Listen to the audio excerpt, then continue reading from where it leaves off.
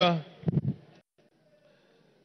want to weigh on this motion. Mr. Speaker, we are not trying to reinvent the wheel again. We have had Deputy President. Before that, we have had Vice Presidents. One, Andrei Gromyko of Russia, was one time asked why he has remained as the Deputy President for so long. And somebody else said, to be a Deputy President, you have to have the capacity to sit on a block of ice with your pants down and make a green. A Deputy President is no more than a personal assistant to the President. And that's how it's provided for in all constitutions, all over. I haven't seen one in which certain executive authority is given to the Deputy President. In the US, if you remember very well, when John F. Kennedy was the President, there was a brother of John F. Kennedy who was the Attorney General, who was called Bobby Kennedy. Bobby Kennedy literally did not think Lyndon B. Johnson was anything. But Lyndon B. Johnson kept tight, watched his cool, and later on he became the President of the US. In our own country, Mr. Speaker, can you protect me from our friends? In our own country here, I know many of you are not my age, you're younger than me, but a good number of you are also either my age or slightly older. When Moi was the Vice President, which is the number 2, he was so humiliated, so much so that an SSP called Mungai slapped him in the State House in Nakuru when he was going to go and see his boss, who was the President. He did not complain publicly. He did not complain privately. He just went about his business. If you remember very well, when Kibaki was the Deputy Vice President of this country, which is number 2, he was dropped from being the number 2 and appointed a Minister for Health in the Moi government. He went to the President, thanked him for giving him the opportunity to be his vice for 11 years. Mr. Speaker, can you protect the House? It's too much sound. Let's go on. He thanked him for giving him an opportunity to serve as his assistant or as the Vice President for 11 years, and took up his job as the Minister for Health with a gusto, and did a fantastic job as one of the best health ministers we have had in this country. Mr. Speaker, many people have been Deputy Presidents or Vice Presidents or number 2 in the executive here. I am glad I have been vindicated, because about a year ago, I had said that Rigathi Gachagua is the worst number 2 in the history of this country. And I'm sure now I'm being vindicated. Order.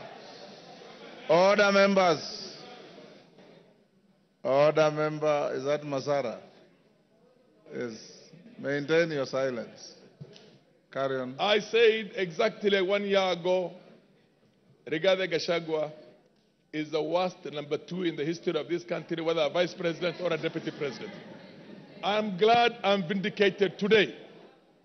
I remember when we had almost a collapse of the state and the nation in 2008, and we had the national accord on the floor of this House, and you were also a member of Parliament.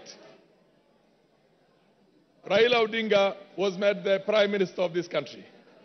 There was Raila Odinga, and there was also Kalonzo Musyoka, who was the Vice President. Technically, in law, Raila was supposed to share 50-50 power with President Kibaki, but he was happy to say that he will support the President. And he supported the President until the term was over. I mean, that is what it's supposed to be. Here is somebody who literally, when this country is on the brink of certain serious problems, goes to Mombasa, and many of us believe that he was part of the so-called whatever, the riots that were there and the goons that attacked Parliament. And then he creates a parallel press conference in Mombasa in which he castigates the policies of his own boss. His own boss, including castigating people whose authority is driven by the appointment by the President and passed by this Parliament, passed by this House. Mr. Speaker, this man is bad for this country. There is need. This man is a heartbeat away from the President. God forbid, if anything were to happen to our President, he is the President. He is a danger. There will be no Kenya. 1 minute. If Gachagua has anything to do with, as far as I'm concerned, he did not even give me the benefit of saying that let's be careful with the Somalis, we don't like Somalis. He called us warrior. You know what I mean? He didn't give me even the respect or the courtesy. I could not say Mao. I would say Kikuyus if I want to talk about Kikuyus, or look for any derogatory name. I will not look for that. He didn't give us even that respect of saying the Somalis of Kenya. He said warrior. They do not have any role. They are not shareholders in this government. And you know what? I come from a region, Wajir alone, Wajir County alone is bigger than Central Province, Mountain Region, Western Province, and Nyanza put together. In Nyanza, and you have not gone to Garissa, you have not gone to Mandera, you have not gone to Marsabit where we share with our Cushitic brothers, you have not gone to Shelo. He's talking about half the country, and he thinks we are from Somalia. Time is up. Your time is up. Yes, Dr. Kogo. Thank you so much.